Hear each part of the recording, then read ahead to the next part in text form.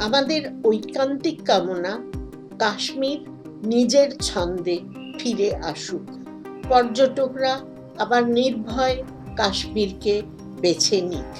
ওখানে যে ঘটনা ঘটে গেল তার পরিপ্রেক্ষিতে কাশ্মীরি জনগণের নিত্যদিনের জীবনযাত্রা সুরক্ষিত থাকার জন্য সরকার সমস্ত ব্যবস্থা নিক। পাশাপাশি আমরাও কাশ্মীর প্রশ্নে যতটা সম্ভব দায়িত্ববান হবার চেষ্টা করি। এই উদ্দেশ্যেই আজকের ভিডিও। কাশ্মীর ভ্রমণে শুধুমাত্র প্রাকৃতিক সৌন্দর্য উপভোগ করব এমনটা ভেবে নিলে বেড়ানোর স্মৃতি ও অভিজ্ঞতা অসম্পূর্ণ থাকবে। এই স্থানটির বিশেষ বিশেষ ঘটনা, বৈশিষ্ট্য বা ইতিহাস সম্পর্কে যদি একটু জেনে নিই, তবেই আমাদের বেড়ানো আনন্দ ঘন হবে, অর্থবহ হবে। এই জন্যই কাশ্মীরের ইতিহাসে অবতারণা করতে হচ্ছে। তথ্যগুলি মূলত নেট দুনিয়ার সাহায্যে সংগ্রহ করা হয়েছে।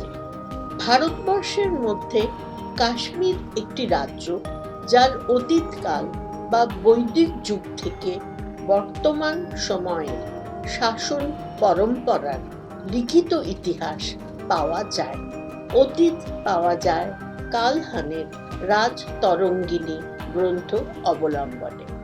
কল্পনা করুন, আপনি কাশ্মীরের শ্রীনগর শহর দিয়ে বয়ে চলা ঝিলাম নদীর পাড়ে দাঁড়িয়ে। তখন মনে কি শিহরণ জাগবে না? মনে কি পড়বে না স্কুল পাঠ্যে পড়া কাহিনী যে এই নদীটিরই কোনো এক তীরে খ্রিস্টপূর্ব 326 সালে ঘটে গিয়েছিল গ্রিক রাজা আলেকজান্ডার আর রাজা পুরুর যুদ্ধ। সে যুদ্ধ কিন্তু ছিল দুই বীরের যুদ্ধ। সভ্যতার অগ্রগতির এতদিন পরে 2025 খ্রিস্টাব্দে সেই কাশ্মীরে পাহেলগামের কাছে বৈসরণের নির্মল পরিবেশের মাঝে বিশ্বের প্রাচীন ধর্মের বিশ্বাসী মানুষদের হঠাৎ হত্যার মতো জঙ্গিদের কাপুরুষোচিত কাজ সেটা কখনোই ছিল না।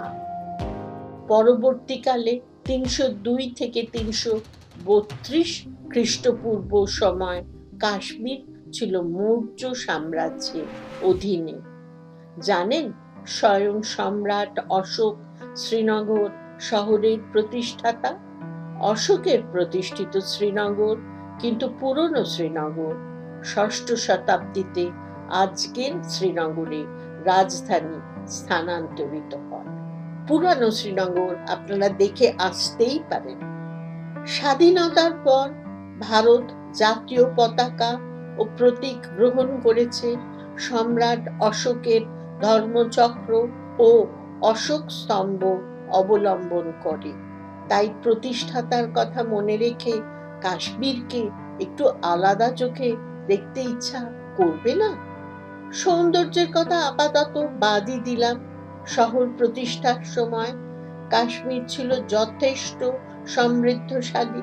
পাশের দেশগুলির শিল্প, বাণিজ্য, সংস্কৃতির সাথে কাশ্মীরের জীবন্ত সম্পর্ক ছিল। ওখানে প্রথম থেকেই ব্রাহ্মণদের আধিপত্য ছিল। আমাদের ভিডিওর প্রথম পর্বে আলোচিত সুন্দর পৌরাণিক গল্পগুলি শুনেছেন তো? অতএব ওখানে সভ্যতা হিন্দু সংস্কৃতির আধারে গড়ে উঠেছিল। আবার সম্রাট অশোকের পর ওখানে বৌদ্ধ ধর্ম মসৃণ পথে বিকশিত হতে পেরেছিল। পরবর্তী অধ্যায় গেছে কুষাণ রাজা কনিষ্কের হাতে। এরপর কাশ্মীরে এসেছে হুনেরা।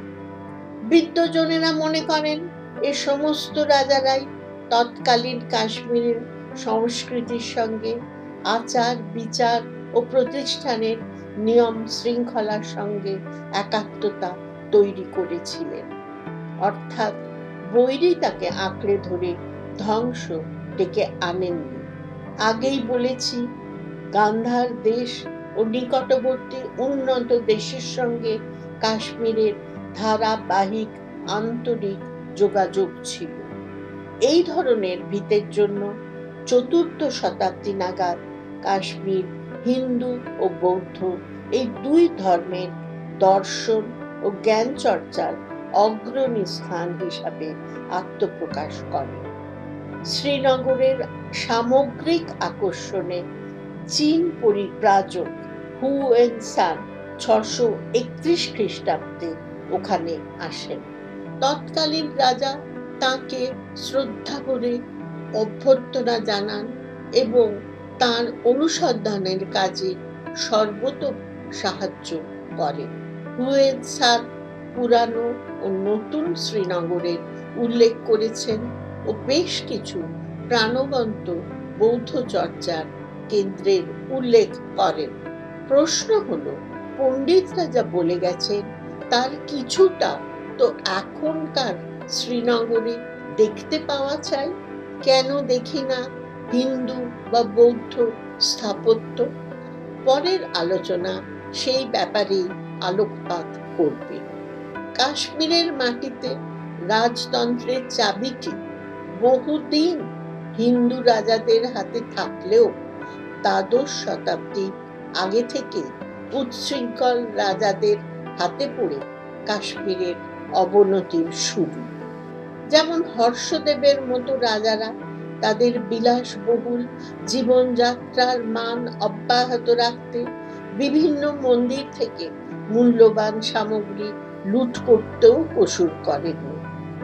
এই কাজে হিন্দু ব্রাহ্মণ পণ্ডিত ও হিন্দুদের প্রতিবাদ অসন্তোষ প্রতিহত করতে তিনি মুসলিম সম্প্রদায়ের সাহায্য নিতেও পিছপা হননি। ততদিনে ভারতে ও কাশ্মীরের নিকটবর্তী পাঞ্জাবে মুসলমান ধর্মের আগত সাধারণ জনগণ, ধর্মান্তরিত মুসলমান থেকে প্রশিক্ষিত উচ্চপদস্থ সেনা আধিকারিক ইত্যাদি অপ্রতুল ছিল না। রাজা তার বাহিনীতে মুসলমান জেনারেল অবধি নিয়োগ করেন। এভাবে মুসলমানরা একটি সম্প্রদায় হিসাবে রাজনৈতিক ক্ষেত্রে আবির্ভূত হয়েছিলেন। ব্রাহ্মণরা তাদের অবস্থান সুসংহত করার উদ্যোগ নেয় বটে, কিন্তু ব্রাহ্মণদের আধিপত্যের বিরুদ্ধে, গোঁড়ামির বিরুদ্ধে সাধারণ মানুষের অসন্তোষ ছিল। এর সুযোগ নিয়ে কাশ্মীরের শাসকরা উপত্যকায় ইতিমধ্যে আগত ও ধর্মান্তরিত মুসলমানদের আগমনকে আরো উৎসাহিত করেছিলেন। হিন্দু রাজাদের এই ধরনের অবস্থানে কাশ্মীরি ব্রাহ্মণ পণ্ডিতদের চরম অপমান ও অত্যাচারের শিকার হতে হয়। চতুর্দশ শতাব্দীর প্রথম দিকে 1301 থেকে 1320 খ্রিস্টাব্দ সময় সুহাদেব নামে এক রাজার সময় বাইরে থেকে কাশ্মীরে আসা দুজন ব্যক্তির নাম বিশেষভাবে করতে হয়।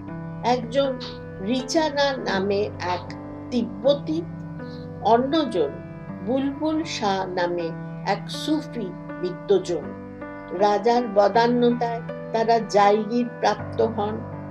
আবার এই একই সময় মধ্য এশিয়া থেকে তাতার জাতির প্রধান দুলাচা কাশ্মীর আক্রমণ করেন শুধু নয়, তারা সমগ্র কাশ্মীরকে ধনে প্রাণে ছারখার করে দেন।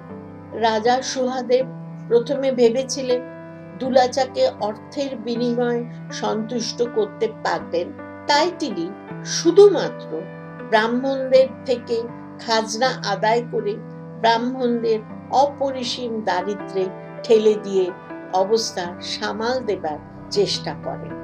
ব্রাহ্মণদের অধিকতর কষ্ট দেওয়া ছাড়া সুহাদেবের আর কোনো লাভ হয়নি।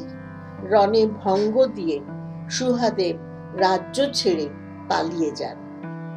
এমন শূন্যতার সুযোগ দিয়ে তিব্বতী রিচানা শাসনভার গ্রহণ করেন। বৌদ্ধ ধর্মাবলম্বী রিচানা মসৃণ শাসনের জন্য ব্রাহ্মণ ধর্মের অন্তর্গত হবার অভিপ্রায় প্রকাশ করেছিলেন, কিন্তু তিনি ছিলেন নিম্ন বংশজাত। তাই ব্রাহ্মণ পণ্ডিতদের উপর মহল মৌলবাদী মনোভাবে অনড় থেকে এই প্রস্তাব প্রত্যাখ্যান করেন। এসো ব্রাহ্মণ, শুচি কর মন, ধরো হাত সবাকার বলে ডাক দেবার তখন কেউ ছিলেন না। রিচানা চেয়েছিলেন দেশে ধর্ম বিবাদ শেষ করে জনগণের অভিন্ন ধর্ম হোক, সেটাও বাস্তবায়িত হয়নি। এমন পরিস্থিতিতে সুফি ধর্মযাজক বুলবুল রিচানাকে মুসলমান ধর্ম গ্রহণ করতে আগ্রহী করেন। ব্রাহ্মণদের সংকীর্ণতা কাশ্মীরে ইসলাম ধর্মাবলম্বী সুলতান রাজের গোড়াপত্তনের জন্য চিহ্নিত হয়ে রইল। সুলতানি রাজত্বকালে 1939 খ্রিস্টাব্দে সুলতান সিকান্দার হিন্দু ও বৌদ্ধদের সৃষ্টি ও কৃষ্টিকে ভয়ঙ্করভাবে ধ্বংস করেন। প্রথম পর্বে আলোচিত সূর্য ও অন্যান্য মন্দিরের ধ্বংসের নেতৃত্ব দেন সুলতান সিকান্দার। এই কারণে আজকের কাশ্মীরে হিন্দু বৌদ্ধ নিদর্শন দেখতে পাই না। ইন্ডিয়ান আর্কোলজিক্যাল সোসাইটি উদ্ধার কাজ চালাচ্ছেন। উদ্ধার করা হিন্দু ও বৌদ্ধ সম্পর্কিত সামগ্রী শ্রীনগরের শ্রী প্রতাপ সিং মিউজিয়ামে রাখা আছে বলে শুনেছি, আপনারা দেখে আসবেন। তবে সিকান্দারের পুত্র বাদশাহ জয়নাল আবেদিন সুশাসক ছিলেন। তিনি বিভিন্ন জাতি ধর্মের মানুষের মধ্যে সংযোগ ফিরিয়ে আনার কাজে ব্রতী হন। ধ্বংসপ্রাপ্ত মন্দির, বৌদ্ধ বিহার পুনর্গঠনের চেষ্টা করেন। তিনি বর্তমান কাশ্মীরের অন্যতম স্রষ্টা। ইতিহাস এটাই শেখালো, শাসকের বা মানুষের ধর্ম পরিচয়, বংশ পরিচয় দিয়ে তার দৃষ্টিভঙ্গি, কর্মকাণ্ড এক কথায় বিচার করা যায় না। সিকান্দারের হিন্দুদের সমস্ত প্রথার প্রতি হিংসাত্মক বিরোধী মনোভাব ছিল, কিন্তু একে ঢাল করে কাশ্মীরে হিন্দু মহিলাদের সতীদাহ প্রথা বন্ধের মতো একটি ভালো নিয়ম বাস্তবায়িত হয়েছিল, যেটা ব্রিটিশ আমলে 1892 খ্রিস্টাব্দে সম্ভব হয়েছিল রাজা রামমোহন রায়ের উদ্যোগে। এরপর মোগল সম্রাট আকবর, যার ভিন্ন ভিন্ন ধর্মের প্রতি সহনশীলতা সুবিদিত, কাশ্মীরে আসেন।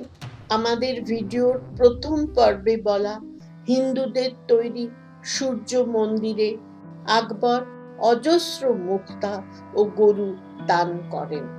অপরূপ মুঘল বাগানগুলি এই ইসলামী রাজত্বেরই অবদান। এই প্রসঙ্গে শাহজাহান পুত্র দারা শুকো তার পত্নীর নামে পরিমহল নামে যে বাগান তৈরি করেন তার বিষয় একটু জানাই। কেন্দ্রটি স্থাপনের উদ্দেশ্য ছিল সুফি দর্শন ও জ্যোতিষ বিজ্ঞান চর্চা করা। বাগানটিতে পৌঁছতে ছোট ছোট ঘর ও ভাঙাচোরা চুনা পাথর আঁকড়ে ধরে উঠতে হবে, বেশ কষ্টসাধ্য। ঘরের গঠন ও সিঁড়ি দেখলে বুঝতে পারা যায় এটি বৌদ্ধদের হাতেই ছিল। কিন্তু শেষ ধাপে উঠে যে চত্বর, সেখানে জেলখানার মতো একটি ঘর আছে, মাঠ বাগানও আছে। ওই ঘরে আওরঙ্গজেব ভাই দারা শুকোকে বন্দি করেন।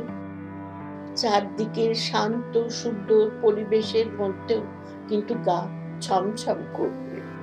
এটা উল্লেখ করলাম এই কারণে যে শাসক ধর্মের তোয়াক্কা সবসময় করে না।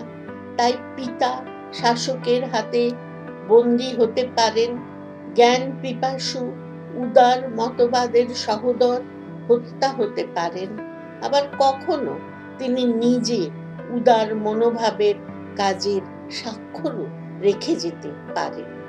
1752 সালে আহমেদ শাহ আবদালির আগমনে মোগলের পরিবর্তে আফগান রাজত্ব কায়েম হয়। ইসলাম ধর্ম, যার আবির্ভাব 610 খ্রিস্টাব্দে, সেই ধর্মের 3 রকম সম্প্রদায় এখানে রাজত্ব করেছেন। এরপর পাঞ্জাবের মহারাজ রঞ্জিত সিং 1808 সালে কাশ্মীর দখল করেন ও শিখ রাজ্যের শাসন ছিল 1839 সাল পর্যন্ত। তাই কাশ্মীরের মাটি, তুমি কি হিন্দু, তুমি কি মুসলমান বা তুমি কি শিখ, এই ধরনের অর্থহীন প্রশ্নের কোনো উত্তর দেবে না। মনে থাকুক, আমাদের উল্লেখিত প্রথম পর্বে হরি পর্বত আজও মাথায় করে রেখেছি মন্দির, মসজিদ, গুরুদ্বার। ওখানে এখনো শোনা যায় পৌরাণিক লোকগাথা, আমরা সেটা প্রথম পর্বে জানিয়েছি। ইতিমধ্যে ভারতে ব্রিটিশ সাম্রাজ্যের সম্প্রসারণ হয়েছে। ব্রিটিশের সক্রিয়তায় ওখানে মহারাজ গোলাপ সিং এর নেতৃত্বে পুনরায় হিন্দু ধর্মাশ্রিত ডোগরা রাজ্যের প্রতিষ্ঠা হয়। স্বাধীনতার সময় শেষ ডোগরা রাজা হরি সিং পাকিস্তান ও ভারতের মাঝে স্বাধীন রাজ্য রাখতে চাইলেও তার প্রজাদের অসন্তোষের মাঝে পাকিস্তানের সেনাবাহিনী ঢুকে পড়লে হরি সিং ভারতে যোগ দেবার সম্মতি জানান। ধর্মীয় বিষয় ভিত্তি করে স্বাধীনতা এসেছিল বটে, কিন্তু দেশ দুটুকরো হয়ে পাকিস্তান ও ভারতবর্ষ বলে দুটি পৃথক দেশ হিসাবে আত্মপ্রকাশ করল। রাজতন্ত্রের অবসান ঘটিয়ে প্রজাতন্ত্র প্রতিষ্ঠা হল। কাশ্মীরের ইতিহাস বলছে ওখানে হিন্দু রাজাদের হাতেই ব্রাহ্মণ পণ্ডিতদের বিতাড়ন শুরু ও ব্রাহ্মণদের মৌলবাদী অবস্থানের জন্য মুসলমান রাজত্বের শুরু। আবার সুলতানি সিকান্দারও ব্রাহ্মণদের প্রচুর অত্যাচার করেছে। ধরে নিতে পারি দুই ধর্ম সম্প্রদায়ের মধ্যে, তাদের মানুষের মধ্যে ব্যবধান গড়ে উঠেছে। মনে রাখতে হবে এগুলি ঘটেছে রাজতন্ত্রের পরিবেশে। ট্র্যাডিশন চলতে থাকে।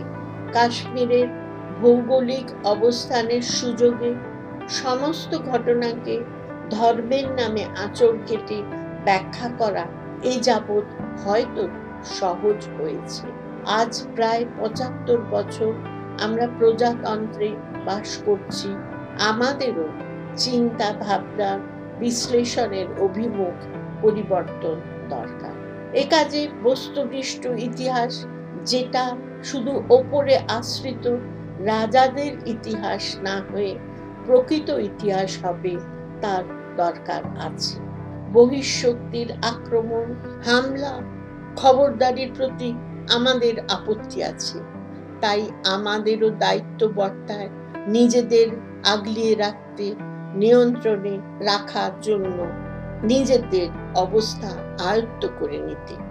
সে কাজে সফলতা তখনই সম্ভব জাতি ধর্ম মিলে একতা। বৈসরণ বা তার থেকে বড় ঘটনা সমূলে বিনাশ করার জন্য আমাদের জাতীয় প্রতীক কাশ্মীরের শ্রীনগরের প্রতিষ্ঠাতা সম্রাট অশোকের সহিষ্ণুতার আহ্বান আমাদের আন্তরিক অর্থে স্মরণ করতে হবে প্রতিদিন, প্রতিনিয়ত। আশা রাখি এভাবেই কাশ্মীর নিজের ছন্দে ফিরে আসবে।